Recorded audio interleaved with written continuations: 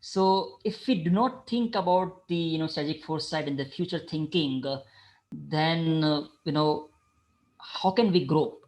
This just ask fundamental question to us. Right. Hi, everyone. Welcome to episode 8 of our series of interviews by Universidad del Futuro. Today, I present to you my conversation with futurist Chirag Tripathi.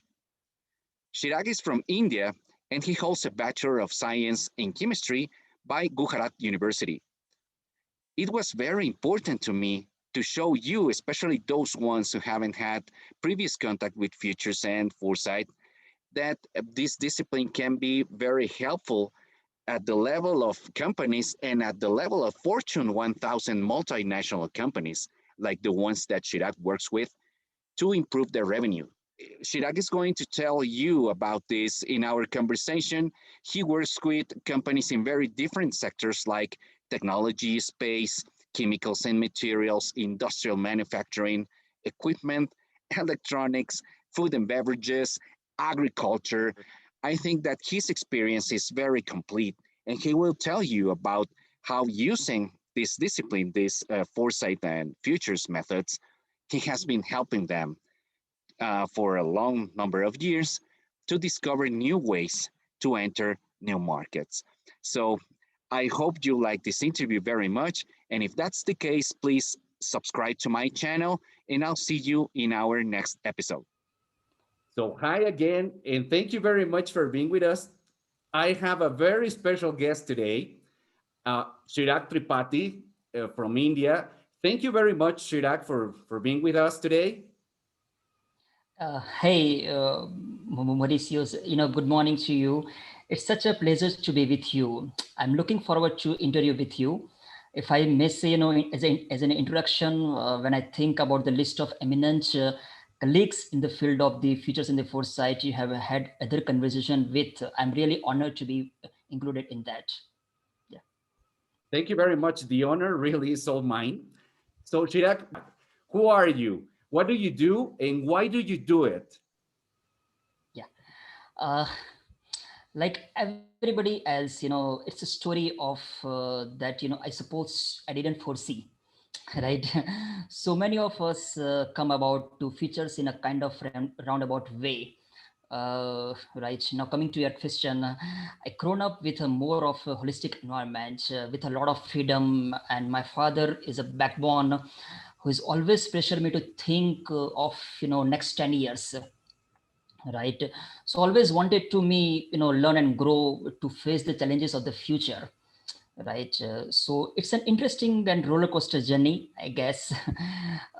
So because I never thought I would be working with foresight and future studies or anything like that, right? So giving some background of mine, I have had my first degree in the chemistry, right? And this is the Bachelor of Science in Chemistry. And then further, I wanted to do the Master of Science in Chemistry, and then further the PhD into the Material Science. But it never happened. Okay. So a part of the early background, I came from a background with chemistries, where I work with as a chemist, and then dye intermediate company. Then I went to the international marketing field, where exports of a particular dyes and dyes intermediates, where what should be the exports right now, and what kind of company can gain from the exports in the next 2 to 3 years down the line, those kind of things.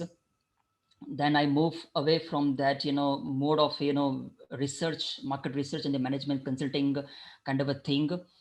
No, then I move away from that field to the it is already all these things are connected things, right? And from that I moved to features and foresight. So the transition is like from being chemist to the industrial marketing, to more of a management consulting, and then the features and foresight. So I already spent almost 15 years, but the real time I spent the last couple of years, that I involved more into the foresight and the strategic thinking, and I understand the importance of a linear world versus the exponential world, where there is so much disruption around the technology, so much innovation in the last decade uh, that we never ever seen the last 100 years. So the world is changing very, very fast, right? So one need to focus on traditional way of thinking or doing the business versus use of more automation and the AI, or I can say that use of more the digitalization versus the transformation. That is, foresight plays a very key role in that. Interesting. And exactly when I knew about your profile, it drew my attention the fact that you are a chemist from that's your original profession. And I wonder if when you discovered foresight and futures, uh, wh- how did you feel about that at first? But how was the transition from one thing to the other for you? Yeah, that is a very long story, I guess. To give you the context of this story, way back in 2006 and 7, I realized the importance of research in the international marketing field, where we are doing the forecast analysis of next 2 to 3 years. Like when I was responsible to develop the international marketing, or develop the international clients for the dyes and dyes intermediates, and increase the export of a company, right?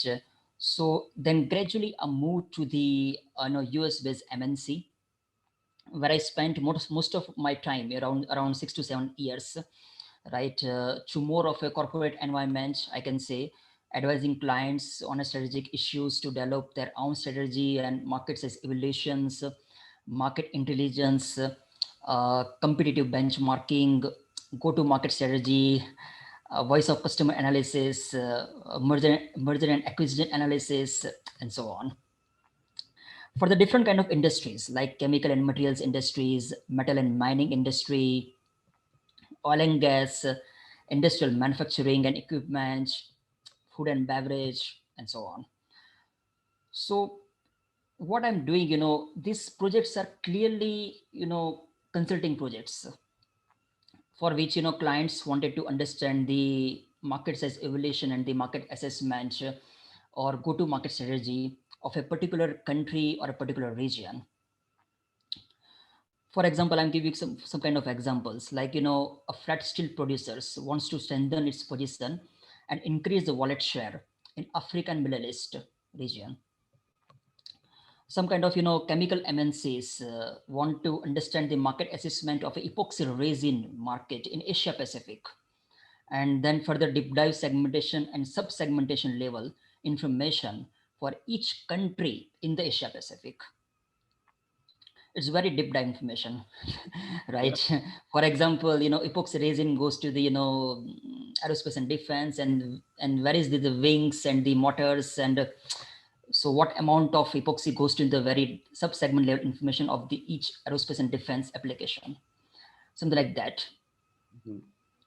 Water treatment company wants to acquire a company in Asia Pacific region, right? So those kind of research, and particular focus country assessment research as well. Then almost spent around 6 to 7 years and must done around 70 to 80 such projects. Okay. All are purely consulting projects. And during my one of the projects, that is on the epoxy resin project, I visited the South Asian countries, like Malaysia, Singapore, and Thailand, for the primary interviews, where we are doing primary interviews to get the crucial informations that we would like to understand from the supply side and then from the demand side, right? So from that visit, I understand, I'm doing a very work on the for my clients in the next 5 years, what with the market size evolution and so on. Then I think, what if some industries like automotive or the aerospace or the 3D printing disrupt in the next 5 years, right? I met a guy in Singapore. That Okay. is one of the primary interviews. But I met a guy, and then he just clicked me this question: what if next 5 years, if you see the disruption in some kind of industries, then your entire project will be valid till the 5 years down the line, or maybe 3 years or 4 years down the line, right? What happened next?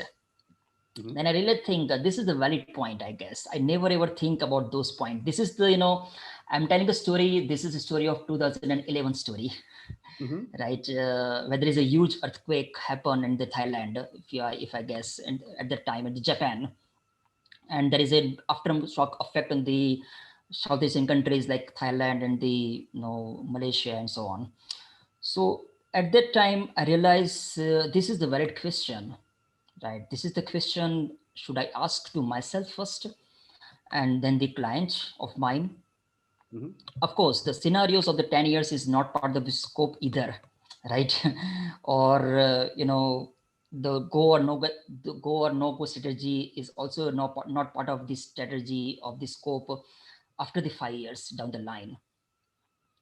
So at that time, I just got deep dive on the more deep dive on the research. What could be the forecast, or what could be the foresight after 5 years down the line, and what could be the such scenarios, right?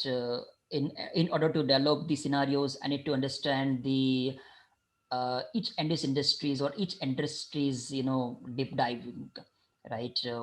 For example, if I'm speaking about only automotive, what will be the stage of EVs at that time, right? I'm talking about 2011 story. Yeah.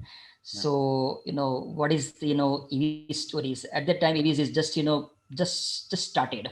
It's very nascent stage, right? So in such a scenario, I just would like to understand, what is the kind of a scenario I should develop for the clients or for myself first, not for the clients, to be very frank. So I developed a scenario planning at that time and strategy around these things, and at that time I never realized it's called foresight even. Mhm.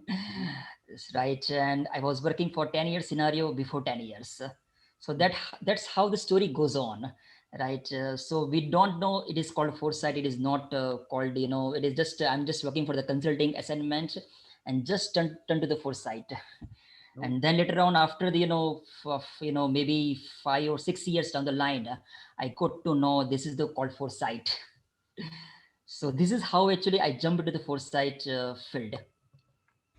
So it was kind of a discovery that you were actually doing foresight, right?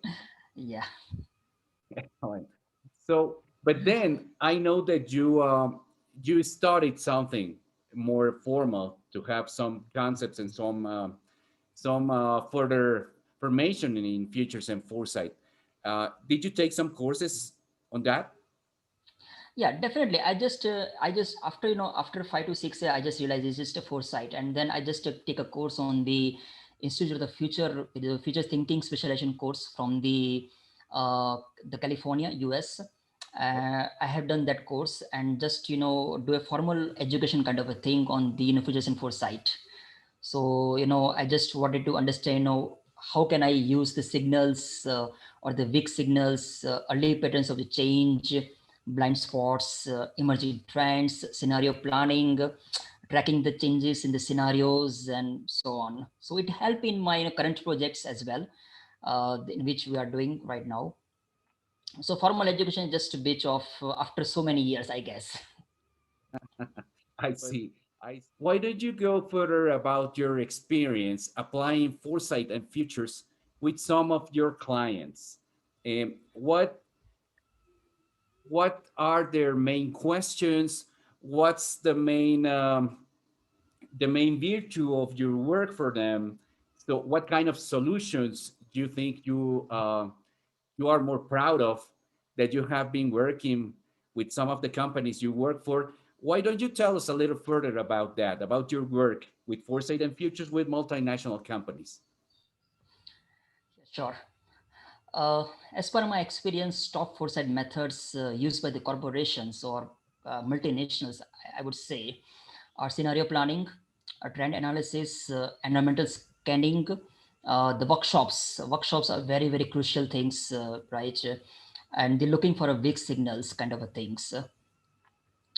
So moving to my current company is a Markets, which is one of the world's largest revenue impact company, and focusing on increasing the revenues of the clients. So we work on your clients angle and your vendors angle.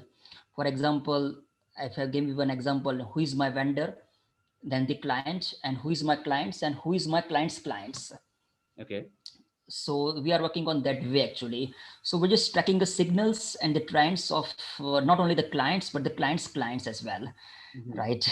And the Okay. vendors as well, right? So we believe in helping the clients through the disruption and the innovation, as the revenue will be shifting from the current sources to a new use case, new applications, new products and technologies, and so on.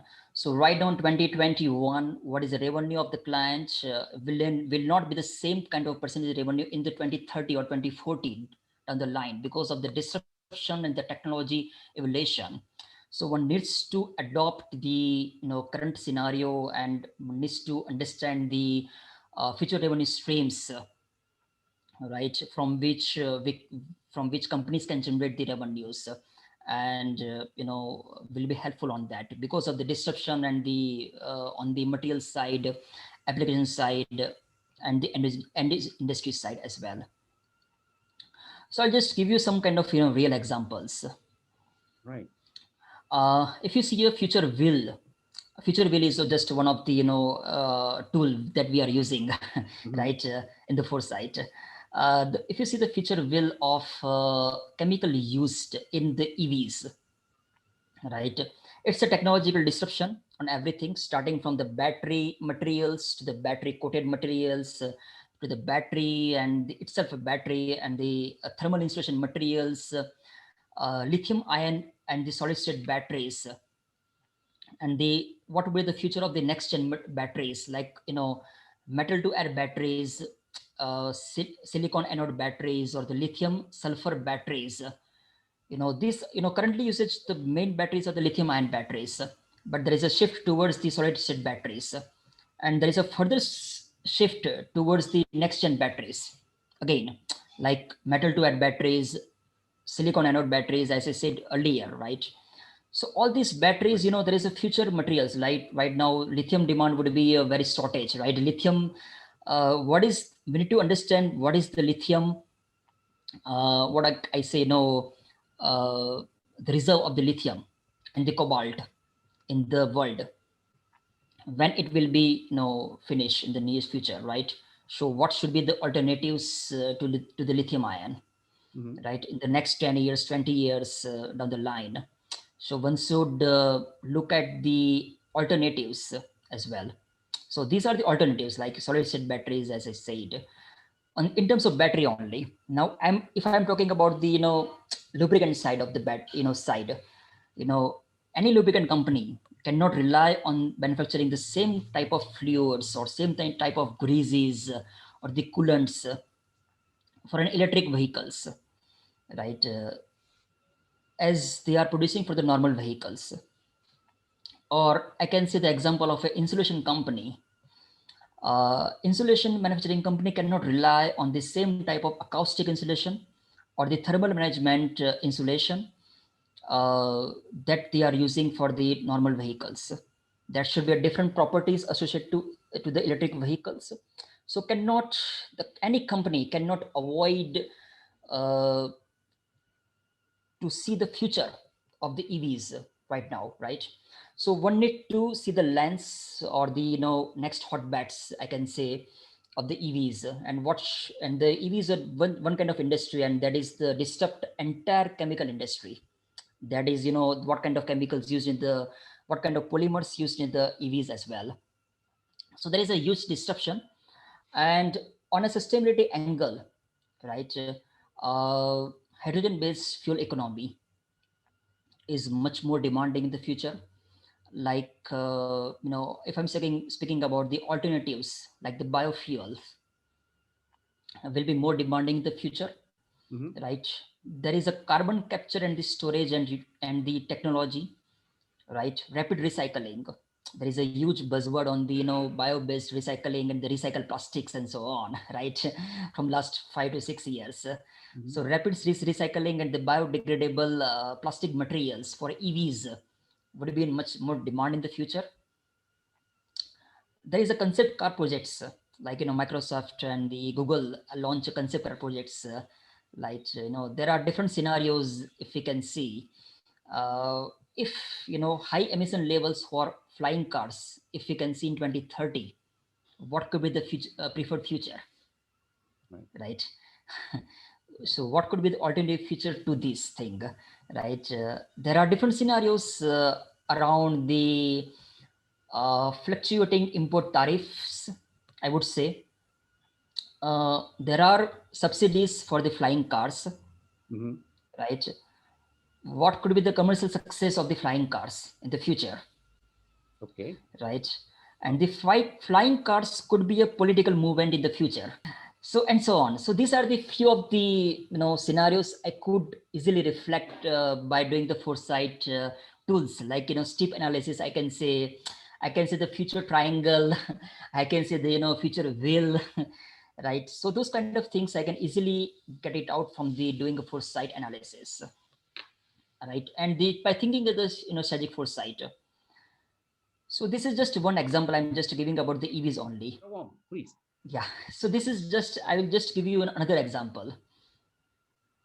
This is the kind of real examples only. I'm day and out I'm interacting with the clients, my clients, and my clients are all the MNCs, and will look for the like alternatives, and will look for the what are the future materials, Mm-hmm. right?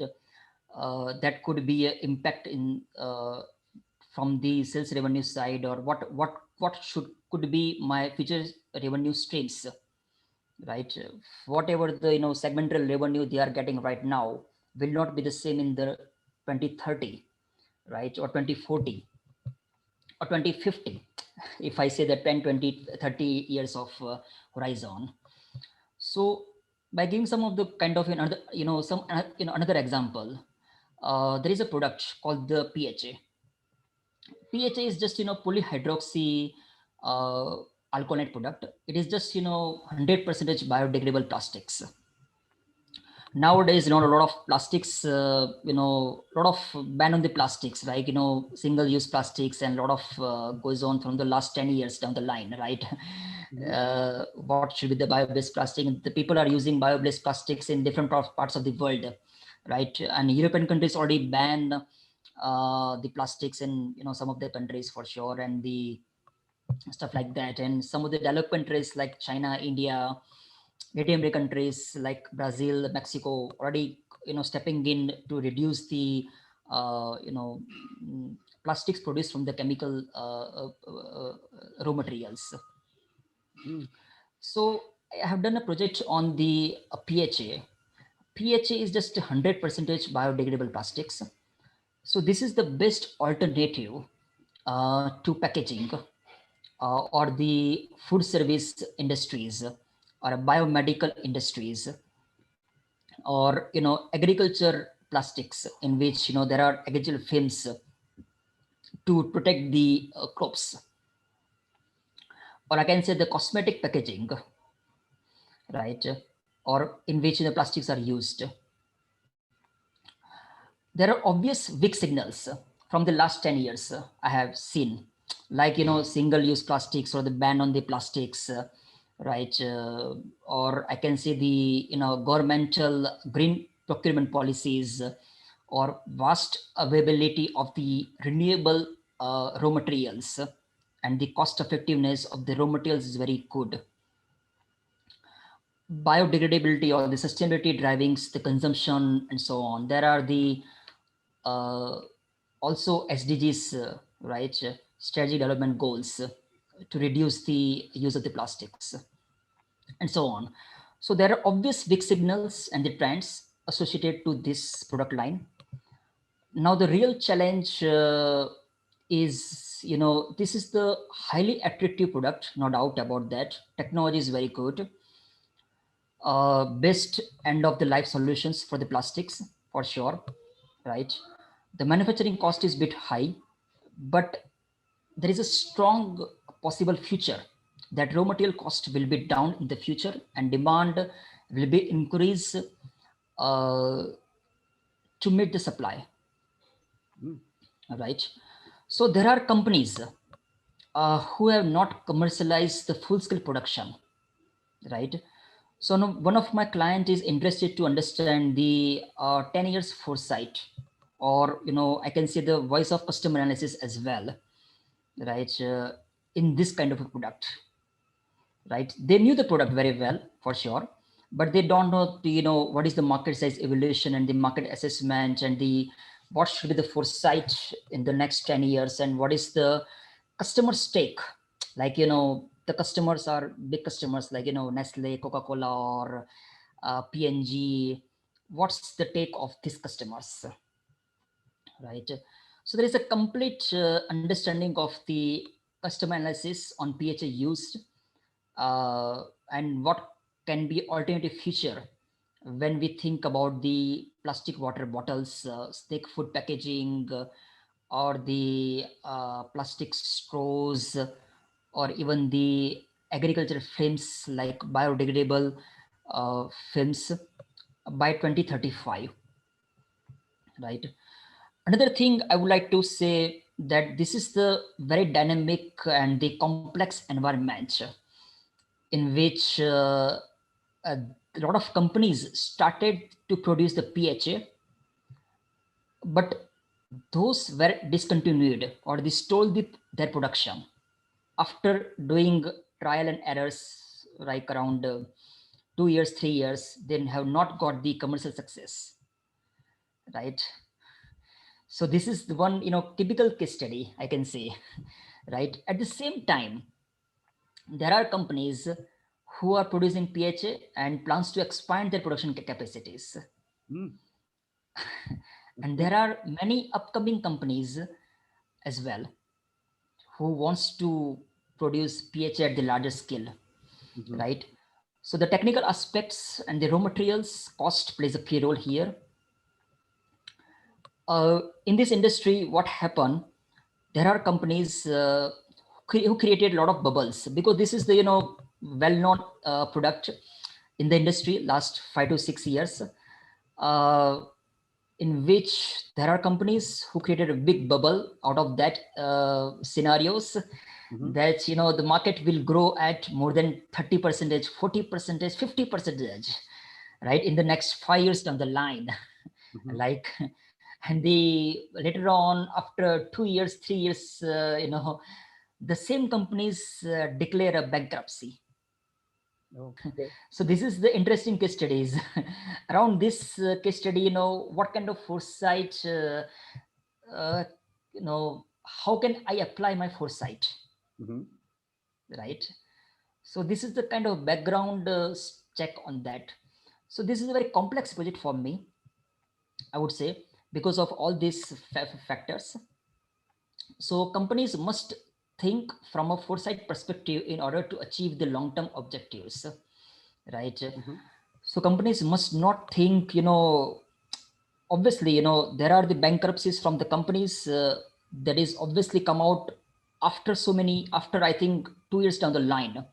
But when we do the research and when we do the primary interviews and when we do the big signal analysis, I easily come to know there are something is there is a mhm. big bubble out of that, right?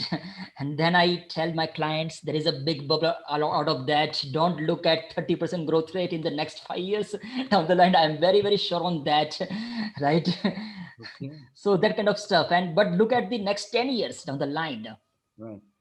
look at the next 20 years down the line. This is the future for sure. I will bet you on this is the future for sure. This is the best tool used, horizon scanning, trend research analysis, or the trend, extrapolation and the identification, the communication of the case studies, such kind of case studies, and scenario plannings, and visioning exercises, all these things arrived, and then I got to know this is the future.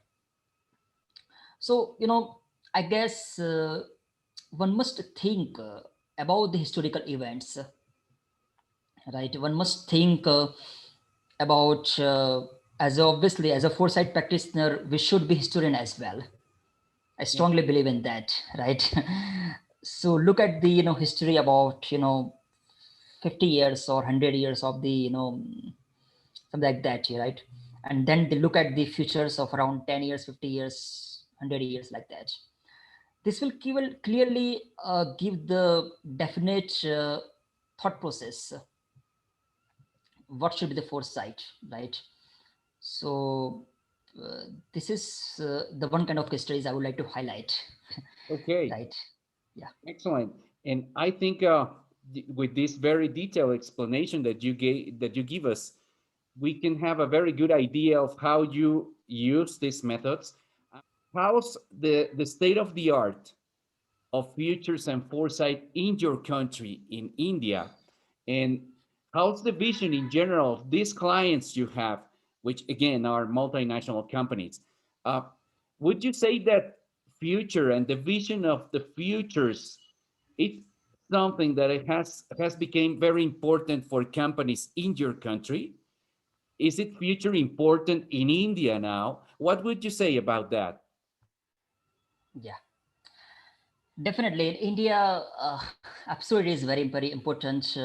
Companies must need to apply the foresight practice in India as well, right?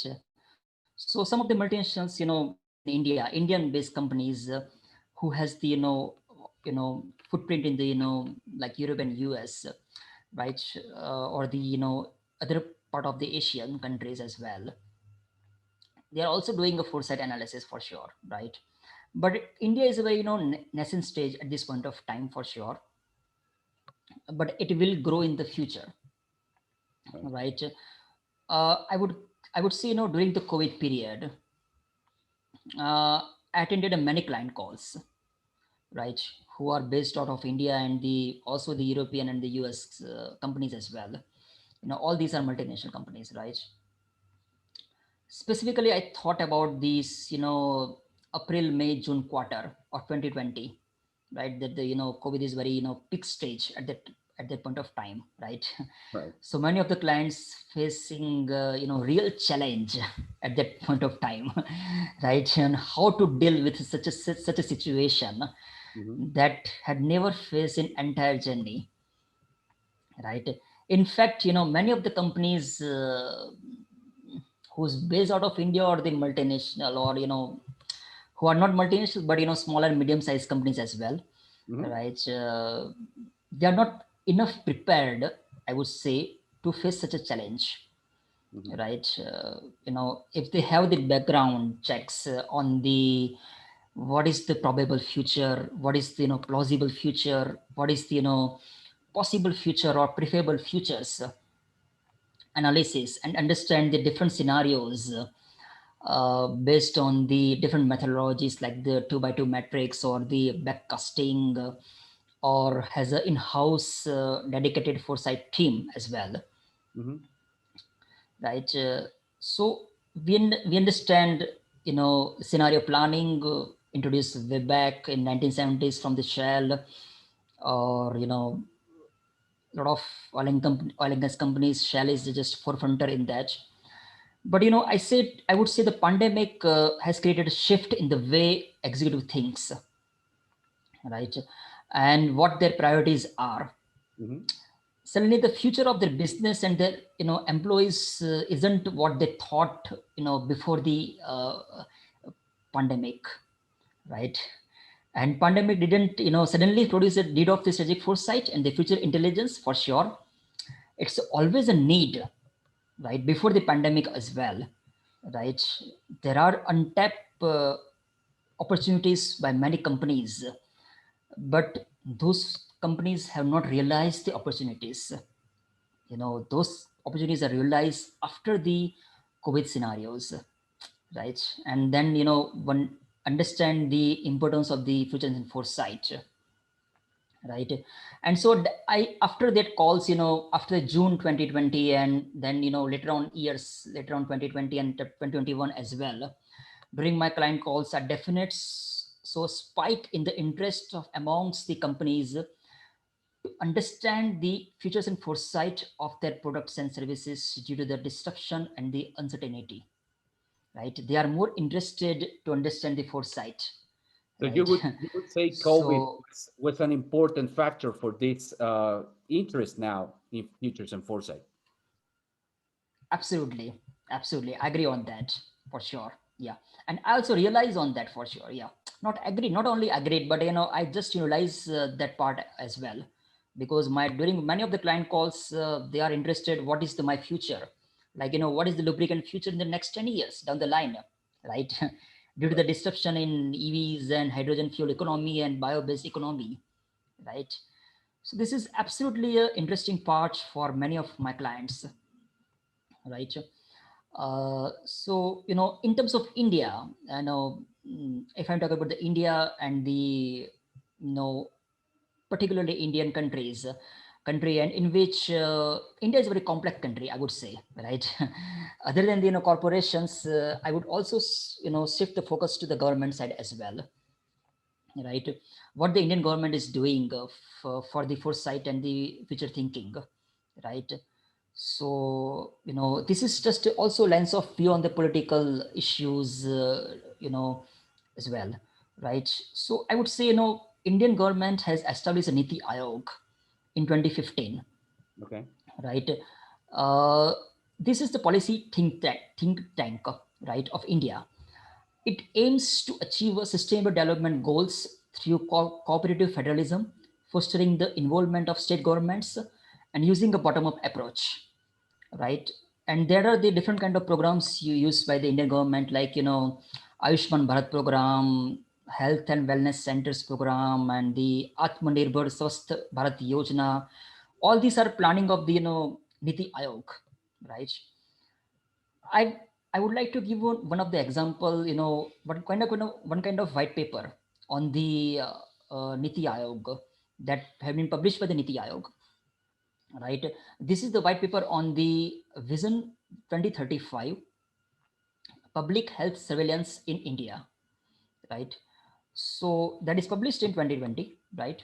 So what kind of this is the published after the COVID period, the later part of the 2020, right? So what kind of Indian government thinks about the 2035, what can be the future of the public health surveillance system, right? So in India, 2035 vision would be around the, I would say, public health surveillance system would be, responsive, integrated, and the system of disease and the health surveillance that is inclusive of prioritize emerging, re-emerging, communicable, non-communicable disease and the conditions. These systems will be primarily based on de-identified individual level patient information that emanates from the healthcare facilities, laboratories, and the other sources as well, right?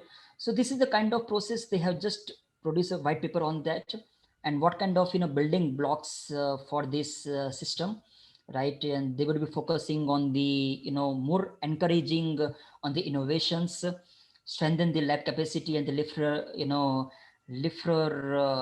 about the ecosystem of the neural networks. They'll align with the Ayushman Bharat and they enhance the community-based surveillance. So all these are the some of the way forward. So Indian government definitely is trying to put the foresight efforts, right, from the public policy point of view, right? And the some of the other examples I would give some kind of what is the foresight analysis of the ICT adoption in India, right, in 2030, right? Those are the things are conducting by the Niti Ayog, right? So there is very recently, India is also a developing country. Very recently, 2015, it is just introduced, and just I would say India is a very nascent stage again, right? And it will grow, right? In the near future, it will grow like they'll adopt more kind of foresight tools and analysis that we are doing in companies and for in European US public policy making, they are using these tools for sure, right? I've been interacting with UK based, the policy, makers. Yeah. So these kind of things are, still developing in India, right? But if I'm talking about the corporations, for sure, they are forefront on that part, other than the government part. uh, Still it is, I would say I can see a future in which India would be also participate more in the foresight and the future thinking. Yeah, Okay. Okay. And in taking this last sentence you said, what is your preferred vision of the future for India, for your country? yeah, yeah. Uh, in terms of India, what is my uh, preferable future? India is, if I say the weightage of the R&D expenditure across the countries, right? India is put the much more weightage on the government R&D expenditure, right? Business enterprise and the higher education, and the private non-profit will be very, very, very less, right? So I would say India should uh, put more R&D expenditure for the higher education. Okay. Yeah. Yeah, and from which education is the thing. How are we preparing for the next generations? A lot of education is so knowledge driven, right? So what does it mean to go to something by the time they come out of school or professions, and whatever they are learning, do they have radically change, right? Or disappear, or what you have? So that's real consideration of billions of people in India, right? What is the future of education in India, right? So obviously I would say much more spending a time or spending a R&D expenditure on higher education is the most critical priority for India, Okay. right? I know it is a very slow pace at this point of time, right? Right. But I should see the this is the future in which I can see India would be you know getting a bit pace in the next 5 years for sure. Yeah, Great. And, no, and I think India is already a very powerful country in terms of education. I mean, you have been preparing your people from I don't know since a long time ago, and you keep doing it, and that's why you are the country you are now. And I am really sure that you are going to be one of the main powers in the world in the future. I am sure about that. I mean, education technology is very important for you, and now that you stress this out, I confirm that we should take a look at what your country is doing and what it's going to do. I mean, that's why it was so important to listen to this. And now I want to take you to the other side of the world, Chirag. And as a Latin American, as a Mexican, I'm very interested in knowing what's your perception from your current position, from your country. What's your perception of Latin America in general? And what's your vision of the future about Latin America? I am very interested in knowing your concepts about this. yeah, definitely. uh, I think it's really important for all of us to try and find out the ways of getting the Latin America to understand what we do with the foresight in the futures. And the reason I think it is extremely important, because it supports a lot of transformative change that needs. Mhm. So I would I have three things to explain, right? Right. One, which is to explore the signals, like including very weak signals, right? Try to uncover the patterns, doing that with maybe historic lens around previous drivers of change, previous drivers of disruption. And then I can consider the next order of implications and Hmm. see how they connect the dots, right? So that's kind of one level, I would say. uh, there is a second piece which might seems paradoxical, uh, but which at the same time to expand the foresight zone by challenging the assumptions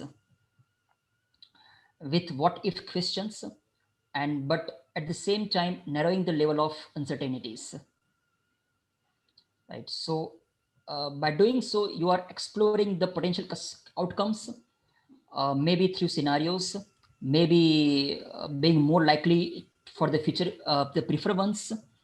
And so I usually then try to wrap it up, which is for me, it's really opening doors, helping to make the better decisions, providing perspectives on patterns, and the inflection points, uh, with the very important reminder of how one has the around defining one's possible futures, right? So I'm going, from the background, like, practicing foresight with a daily habit of finding the tracking and the signals. This is very important for all of us. Hmm. Use foresight methodologies in your work and make a conscious effort. Then we can see a good futurist from the Latin American region, and from the all of the regions, not only the Latin American, Right. right? All of the world. Right.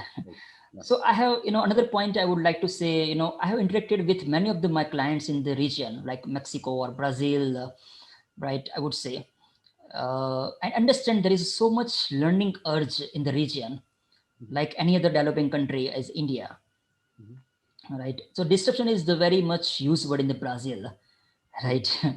Right, and there is a phenomenal opportunities I can see, and I'm very much positive about the outlook. But I don't think it will be immediate, but also not easy. But little push is required.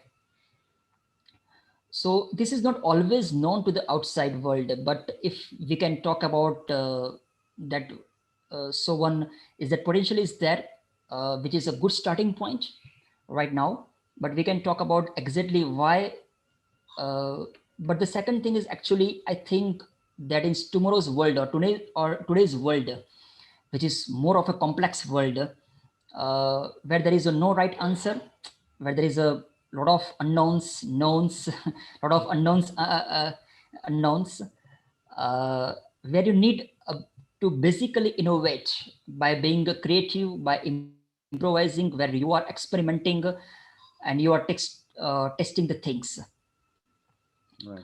So it is very important for foresight practitioner to learn, unlearn, relearn, Mhm. right? So covering the different methodologies, future triangles and future wheels and CLAs, three horizon frameworks, you know, so it is very, very important. So uh, I have developed this for me. It comes real innovation and understand the reflection points, the tipping points, I would say, the S curves, which are understanding the non-linear relationships and trying to think about everything in that context of a complexity. Mhm. Because the way world is evolving very fast ever, right? It is very important to understand the patterns of change and emerging trends, Mhm. right? So I'm just giving you, one kind of recently I analyzed the feature of lubricant piece, right? I use three horizon method, right? In which, it is developed by the Curry and Hodgson, right? And I use a lot of methods in three horizon, the CLA, one of my favorite ones, by Okay. Sohail Inahatullah, right? So when I Which look at one it, is all one of this your thing, favorites? yeah. CLA. Okay. So all these And methods, why? if Sorry, Chirag. Why is that? Why is one of your favorites? yeah, it if we use these methods, it will directly impact overall horizons. It will give the clear impact or clear horizons of clear view, I would say, of the subject, right? Starting from this litany or metaphor, this method is a perfect fit to the any kind of tool, right? And I will also like to give you one more example, Sure. you know which in which I'm using this tool. this is the out of my subject. I'm uh, my subject is mainly to the you know uh, to the companies in which I uh, you know uh, I just what would be the the corporations or the MNCs, what would be the future revenue streams of the MNCs. Yeah. This is my core subject. But apart from moving this core subject, I am also doing some research or the analysis on the different subject altogether about humanitarian futures, right? So this is entirely different subject. I would like to say, this is not my the core subject, but I would like to understand how can I do the foresight practice in other subject in which I'm not familiar with from the, and this is not any correlation with my past, right? So this is just an interesting one for me, for sure, and in which I just would like to give you some thought process around this subject, in which I just give some kind of trends like unequal climate change or climate emergency is the one kind of trend I can see. There is a large scale involuntary migrations or the climate displacement I can see. Right, few of the examples are the Horn of Africa displacement crisis, or Bay of Bengal displacement crisis, water scarcity I can see, food security, that is impact on the nutrition, the health, impact on the global food system, right? Impact on the value chain efficiencies, global value chain versus the local value chain, right? uh, the trends on the economical, political, and social inequality or the power and the governance trends, like the poverty and the violence, like emerging technologies. I would say AI and the increasing use of the unmanned aerial vehicles. Hmm. you know you know some of the example like v robotics or the flying labs, right? So those kind of things are used in the in the humanitarian futures, right? And the cyber warfare, quantum computing is the one kind of future I can see. So Okay. these are the some kind of trends I can see, like evolving healthcare ecosystem, right? Future of financing. So my next point is how, what can sector do effectively to address these trends, right? So in which I just identified that reducing the financial gap and addressing the growing needs is very important. Immediate actions points can be taken up, like promote efficient, flexible humanitarian actions and the funding mechanisms, ensures the humanitarian aid can be delivered swiftly and efficiently to those who are in need of urgencies, right? So there is always end of linear world versus exponential world. We need to think about that point, right? So what is the exponential world, right? Use of more robotics, sensors, 3D printing, 5G, 6G, blockchain, AI, automation, etc. on the humanitarian space, right? So need to think from that perspective, I would say. So there is a traditional thinking versus the automation, use of automation versus the transformation. So one level down the line, sector should work in the way, how to transform from the automation to the transformation. Automation is there, but how to move from automation to the transformation, right? So these kind of things, there is emerging technologies versus the exponential technologies, where there is a use of more AI, big data, AR, VR, right? Global supply chain versus the local supply chain. One need to be resilient with the local supply chain, right? So those kind of things I just analyze from the tools like Three Horizon or CLA, right? So this is very important to understand. It is not applicable to one subject, but it is applicable to entire subject, which in which uh, there is a different subject. Humanitarian future is an entirely different subject from which there is no connection, right? But even though I just connect the dots and they put the uh, outcome, based on these tools. Okay. We're almost finishing our interview, Chirag. I want to thank you, but before that, I want to ask you what what would be your message to people here in Latin America about the future? Why would it be important for them to think about the future? What would you tell them? Yeah. uh, it is very important to think about the futures, right? So as I said in the past, do the this is just a COVID is just one kind of tipping point, or what I would say, just pressing the things kind of a thing, right? So if we do not think about the strategic foresight and the future thinking, then how can we grow? This just ask fundamental question to us, Right. right? So there will be much more kind of events like this in the future, whether it is a virus, some new virus, I would say, right? Or the climate change, or the sustainability angles, and so on. So it is very important to understand the future thinking and the foresight, in order to in order to see the future proof. If we have the future proof thinking, then we may analyze, we may think how to execute the better future for us, right? So this is just very important for us, and for ourselves, and for our families as well, right? So this is the kind of message I would give you the Latin American people and the all over the world people. So one needs to use, from the schooling level, it should be the it should be subject, I guess, across the world, right? Uh, Right. is there anything else, Chirag, that I didn't ask that you would like to say before we finish? No more issue. I think, I guess, you ask everything. Yeah. Okay. And how can people get in contact with you? Social media, your accounts. Why don't you tell us how can we contact you? Yeah. The people can contact me through the LinkedIn and through the Twitter as well. Yeah. Okay, what's your